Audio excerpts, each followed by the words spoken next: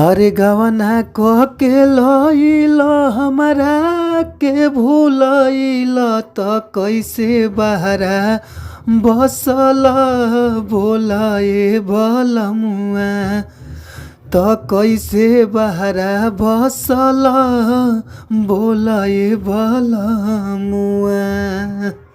तो जी हाँ ये भैया, आप सब कैसन बानी जा। और आशा ना बल्कि हमारा पूरा विश्वास रहेला ये भैया कि आप लोग मस्त हो खब जा, खुश हो खब जा, स्वस्थ हो खब जा, तंदुरुस्त हो खब जा। और हम बानी आप सबके भोजपुरी गायक व गीतकार नीतीश सिंह। और एहिजे से आप सभी लोग के प्रणाम करतनी ए भैया। आपन आशीर्वाद हमरा ऊपर बनौले रही जाए भैया। और रउआ सब के बीच में बहुत ही ज़बरदस्त ऑर्केस्ट्रा सॉन्ग लोकगीत हम लेके आ गइल बानी ए भैया। और भैया हो, आशा ना बल्कि विश्वास बा कि अगर इस सॉन्ग के रउआ सब अच्छा से म्यूजिक बनवा के अगर रउआ सब अच्छा से स्टूडियो में गायकी कह के रिकॉर्ड कर देतानी ए भैया, तो आशा ना हमारा पूरा विश्वास बा, पूरा हुल्लास बा ये भैया कि इस सॉन्ग आप लोग के बीच में ज़रूर बाजी। जी हाँ, रउआ सब अच्छा गावत तानी जा, अच्छा बजावत तानी जा, फिर भी रउआ सबके अच्छा मेटर गाना नइखे मिल पावत, बढ़िया गाना रउआ सबके नइखे मिल पावत। तो रउआ सबके घबराए के ज़रूरत नइखे ये भैया।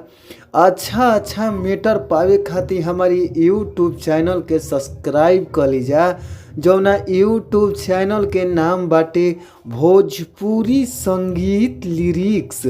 तो आप लोग हमार चैनल के सब्सक्राइब करके घंटी के बेल आइकन दबा लीजिए भैया। काहे से कि अगर रउआ सब हमारी घंटी के बेल आइकन दबा लेतनी जा तो कोनो भी हम सॉन्ग होखे, गाना होखे, कुछ भी अगर अपने यूट्यूब चैनल के माध्यम से रिलीज करतानी, डालतानी, तो आप लोग के सामने सबसे पहले हमारी सॉन्ग पहुंच जाए। तो आप लोग ज़रूर सब्सक्राइब कर ली, घंटी के बेल आइकन दबा ली। तो आई जा हमने के चलल जाओ अपन मुखड़ा के ओर। मुखड़ा के भाव का बाटे, कौना भाव में कैसे गावे के बाटे भैया। और गावे में थोड़ा कमी हुई तो माफ़ करब जा, काहे से कि थोड़ा खांसी सर्दी हो गई बाटे। तो आई जा अपना भाव में गा के रउआ सबके मुखड़ा सुनावत तनी, सुनी जा कहे के बा कौना भाव में कैसे कहे के बा, सुनी जा। अरे गवना कह के लइल हमरा के भूलइल, अरे गवना कह के लइल हमरा के भूलइल तो कैसे बहरा बसल बोलाए बलमुआ। सवतीन से कवना फसल बोलाए बलमुआ तो कैसे बहरा बसल बोलाए बलमुआ। तो भैया अगर ये मैटर अच्छा लगता, गाना अच्छा लगता, फुल सॉन्ग चाहतनी, तो फुल सॉन्ग लेवे खातिर स्क्रीन पर हमार नंबर बाटे। और नंबर हमार नोट कर लीजा, हमार नंबर बाटे 98 350 77 203। एक बार और नंबर हमार नोट कर लीजिए भैया, 98 350 77 203। तो आप लोग ज़रूर कॉल करी जा।